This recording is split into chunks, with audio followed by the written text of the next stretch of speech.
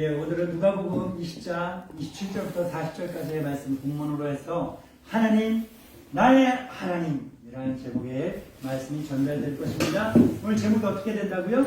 하나님, 나의 하나님. 오, 지난주에 알려드렸다고 정신 바짝 차리셨네. 자, 이 느낌 그대로 살려서 한 번 더 시작. 하나님, 나의 하나님. 아멘. 이 제목의 말씀이 전달될 때 하늘문이 활짝 열립니다. 아멘. 아멘. 하나님의 사랑이, 은혜가, 능력이, 복이 함께 전달됩니다. 아멘. 아멘. 지식이 필요한 사람에게는 지식을, 아멘. 지혜가 필요한 사람에게는 지혜를, 아멘. 기쁨이 필요한 사람에게는 기쁨을, 평화가 필요한 사람에게는 주의 평화로 충만하게 채우실 줄로 믿습니다. 아멘. 아멘. 예.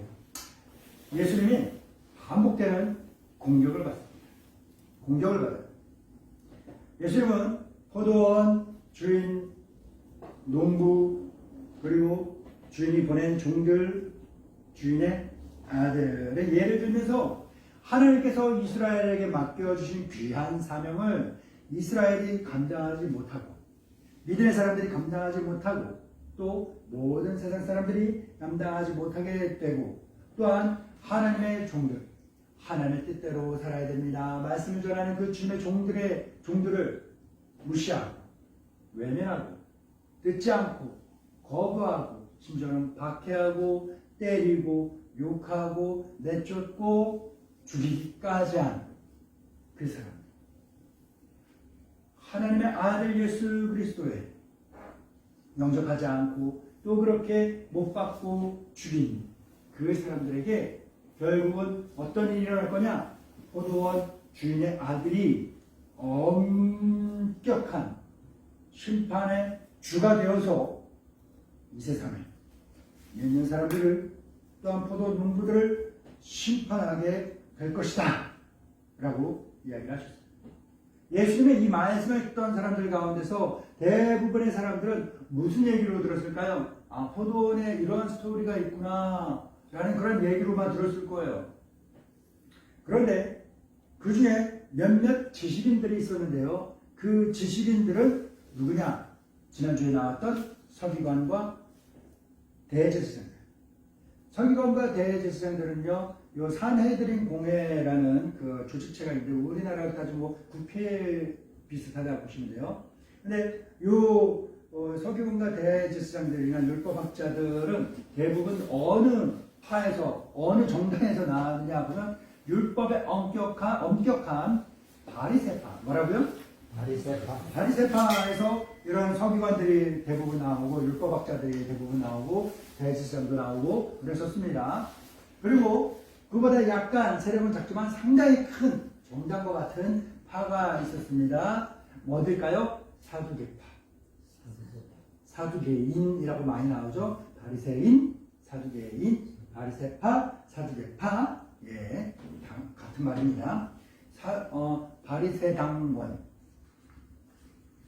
사두개당원, 뭐 그렇게 이렇게 헬롯당원 막 그렇게 나오는 건 같은 겁니다. 예. 근데 이 서기관과 대제사장들이 예수님의 비유의 말씀이 누구를 가리킨다는 걸 아는 거예요. 나를 가리키는 걸 아는 거예요. 알아들은 거예요. 비행 돌려 얘기했는데 알아들은 거예요. 그랬더니 기분이 좋아요? 안 좋아요? 나빠요. 안 좋아요. 그래서 예수님의 말에 올무를 걸어서, 올무 알죠? 올무 알아요? 예. 예. 올무 써보셨죠? 네. 예. 와. 올무는 덫이에요, 덫. 올가미 알아요? 올가미, 올무. 하는데, 이렇게 크고는 겨울에 옛날에 농촌에서 할 일 없으니까 젊은 사람들이나 아이들이 가고 뭐 하느냐면요, 토끼 발자국 보고 토끼 다니는 길목에다가 올무를 이렇게 만들어놔요.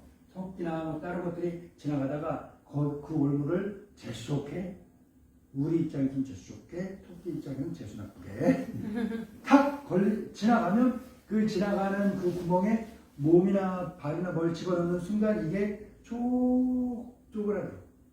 조여져. 주짓수 하면 막 조이죠? 예, 그런 것처럼 막 조여요. 그러면 붙잡히는 거야.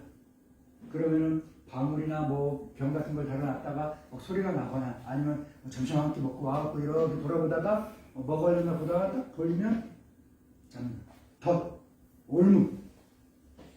말의 올무, 말의 덧. 말 한번 딱 잘못 걸리면 뭐예요? 싹 조여갖고 죽게끔 만드는 그 일. 서기관들과 대제사장들이 예수님을 말의 올무에 걸리게 하려고 했다라는 것은요, 이 말이죠. 예수님 말 실수를 하게 해서 논리적 오류에 빠지게 만들어서 뭘 하냐? 붙잡아 죽이거나 붙잡혀 죽거나 하게끔 만들려고 했다는 거야.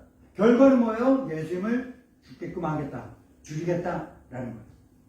그런데 이 서기관들과 대제사장들이 던진 이 질문을 우리와 같은 평범한 사람들은 말의 올무에 100% 걸려요.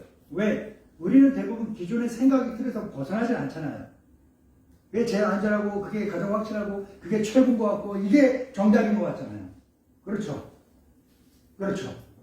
그렇기 때문에 나와 다른 말, 나보다 더 좋은 생각 갖고 있는 사람, 분명히 이성적으로는 알긴 아는데 인정하기 싫고 인정하지 않는 그러한 못된 마음들이 우리 속에 다 있잖아요. 그렇죠? 숙제를 해야 된다는 걸 알고 이거 숙제를 하게 되면 내 실력이 훌쩍 는다는 건 알지만 싫잖아요. 그렇죠? 예, 그런 거가 똑같다는 거예요. 똑같다는 거예요. 우리들이 기존의 생각의 틀이 있기 때문에 속칭 왁구가 있기 때문에 생각의 틀거리가 있기 때문에 그것에서 벗어나지 못해요. 그러니 바리새파 사람들이 걸어놓은 그 올무에 100% 걸려요. 그런데 예수님은 뭐예요? 그래, 창의적인 생각을 하죠. 전혀 새로운 사고의 틀에서 접근하시는 거예요. 그랬더니 대제사장과 서기관들이 오히려 졌어요. 예수님 앞에 아무 말도 못하는 침묵할 수밖에. 누가 이겼어요? 예수님이. 몇 대 몇으로? 1대 0으로 이겼습니다. 예수님이 1대 0으로 이겼어요. 이 소문이 그랬더니 이 서기관들과 대제사장들이 이제 떠나가요. 서기관과 대제사장들이 예수님과 설전을 붙어서 졌다라는 소문이 탁 들은 거예요. 반대쪽에 듣겠죠? 반대쪽은 뭐예요? 오케이. 저 사람들은 그동안 세력이 있고 숫자 많고 그렇다고 해서 우리를 은근히 무시하고 깔고 그랬었는데 이번엔 우리가 이겨야겠다 하면서 저 사람들 이겼으니 우리는 이길 거야 해갖고 이제는 반대쪽인 사두개파 사람이 오는 거예요. 사두개인들이 와서 예수님께 또 말의 올무를 걸려고 합니다. 앞서 말씀드렸던 것처럼 바리새인들은 율법에 철저한 사람들입니다. 그래서 율법주의적인 그런 삶을 살고 있고 그래서 예수님께 율법적인 측면에서 공격을 한 거예요. 율법적 측면에서 공격을 했는데 예수님이 어떻게 하셨어요? 벗어나셨죠. 이기셨죠. 그러면 율법적 측면으로 또 공격한다고 해도 돼요? 안 돼요?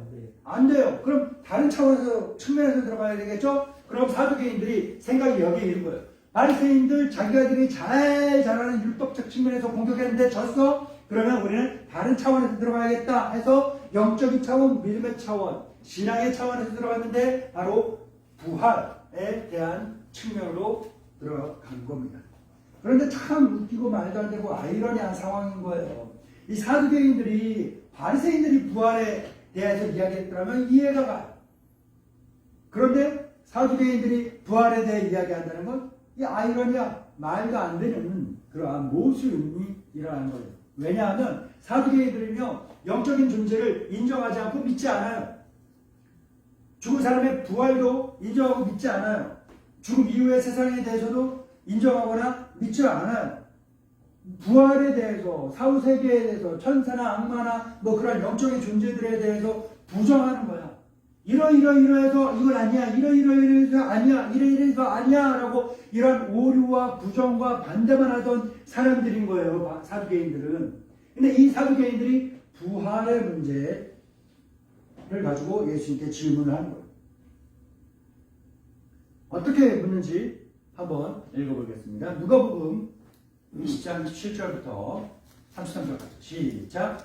부활이 없다고 주장하는 사도인 중 어떤 이들이 와서 물어이르되 선생님이여 모세가 우리에게 써주기를 만일 어떤 사람의 형이 아내를 두고 자식이 없이 죽으면 그 동생이 그 아내를 취하여 형을 위하여 상속자를 세울지라 하였나이다. 그런데 칠형제가 있었는데 아시가 아내를 취하다가 자식이 없이 죽고 그 둘째와 셋째가 그를 취하고 일곱이 다 그와 같이 자식이 없이 죽고 그 후에 여자도 죽었나이다. 일곱이 다 그를 아내를 취하였으니 부활 때 그 중에 누구의 아내가 되리까. 아멘. 자, 기존의 생각의 틀거리를 벗어나야 되는 거예요. 자, 사두개인들의 말에 한번 귀를 기울여 봅시다. 이들의 말처럼 부활 이후에 일곱 형제와 여자가 이렇게 앞에 딱 만나는 거예요. 여자는 여보 하면서 달려가서 만난 사람이 누굴까? 일곱 형제들이 첫째부터 일곱째까지 쪼르륵 서 있겠죠? 여보 하면서 그 여자를 달려가서 아는 사람이 누굴까요? 누굴 것 같아요? 우리는 이 생각의 틀거리에서 벗어나야 됩니다. 왜? 우리의 지식에는 한계가 있다는 거예요. 우리가 알고 있는 틀 안에서 어떤 문제가 들어왔을 때 그 틀 안에서 그 범주 안에서만 해석하고 이해할 수 믿을 수밖에 없는 거예요. 그래서 우리가 공부를 죽을 때까지 계속 해야 되고 새로운 지식과 정보를 습득해서 계속 토론하고 이야기를 나누면서 피드백을 받고 또 새로운 의견을 내고 해야 하는 이유가 뭐냐면 이 생각의 틀거리를 계속해서 바꿔가고 확장시켜 나갈 수 있다. 생각의 틀이 고정되어 있는 사람은요, 세상에서 내가 제일이야. 세상에 제일 무서운 사람이 뭐랍니까? 단 한 권의 책만 읽은 사람이라 하지 않습니까? 예. 이경규 씨 아시죠?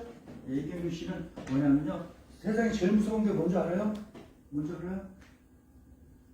무식한데 신념 있는 사람이 제일 무섭다고 이야기하더라고요. 왜냐하면요, 내가 맞다는 거예요. 죽어도 내가 맞다는 거예요.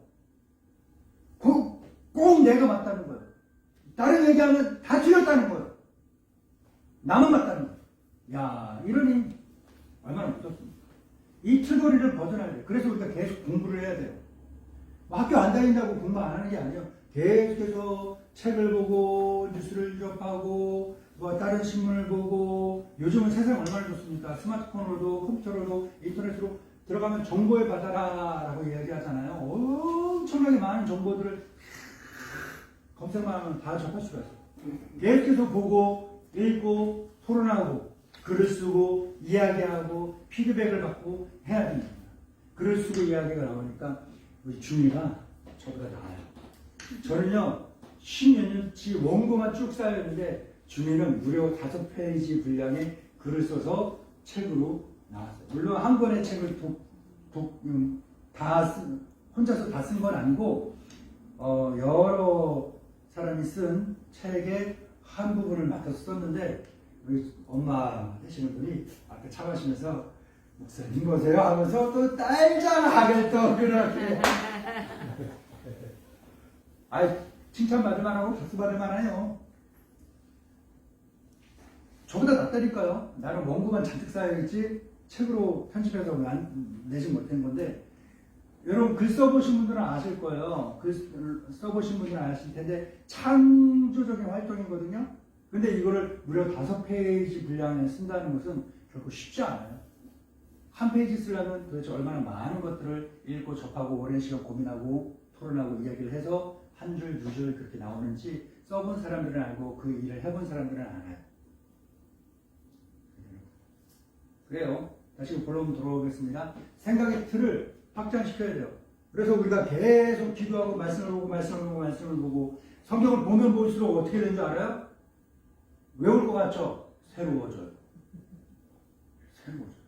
목사님 설교 쭉 다 있어요. 들어보시고 그러세요. 똑같은 것 같죠? 매주. 그 얘기 같죠? 달라져요. 저도 계속 노력하니까 계속 성경 보고 다른 책을 보고 다른 해석을 하고 다른 적용을 해보고 하면서 계속 노력을 하니까 똑같은 본문을 갖고 10년 전에 했던 것과 지금과 10년 후와 20년 후의 성경은 달라요.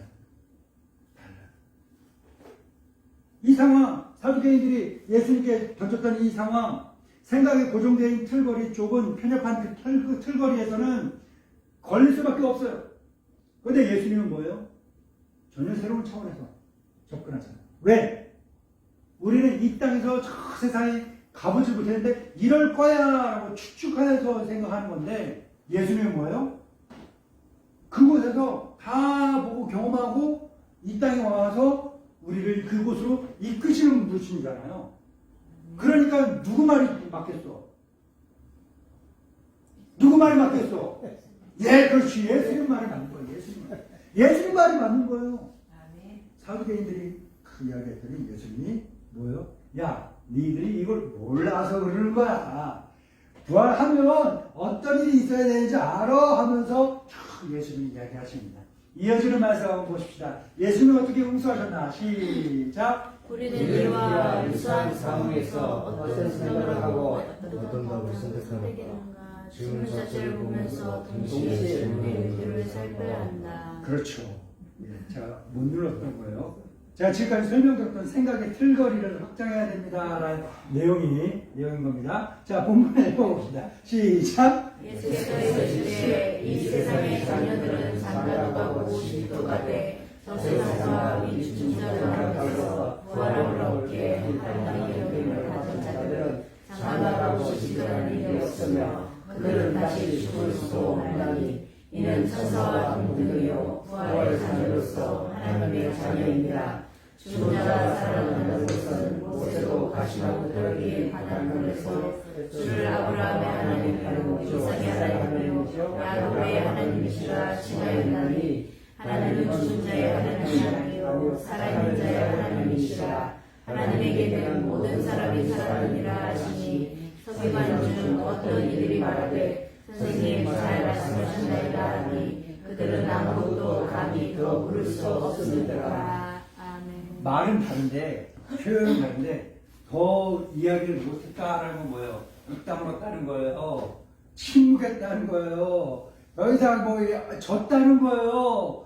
바리새인들과 예수님의 싸움에서 누가 이겼어요? 예수님이 이겼어요. 몇 대 몇으로? 1대 0으로. 이어지는 싸움 2차전 2라운드에서 사두개인과 예수님과의 설전에서 누가 이겼어요? 예수님이 이겼어요. 몇 대 몇으로 이긴 거예요? 2대 1로. 2대 0으로. 2대 0으로. 2대 0으로. 2대 0으로 누가 이겼어요? 예수님이 이긴 거예요. 자, 이제 사두개인들의 이야기를 들었고 예수님의 이야기에 한번 집중해 봅시다. 예수님께서 하나님은 어떤 하나님이라고 그러셨는가? 하나님은 죽은 자의 하나님이 아니요 살아있는 자의 하나님이시라. 아멘. 자, 저희의 결론에 다다르고 있습니다. 자, 그렇다면 우리는 주님 앞에 어떤 사람인지를 한번 곰곰이 생각해 봅시다. 나는 정말로 주님 앞에 살아있는 사람인가?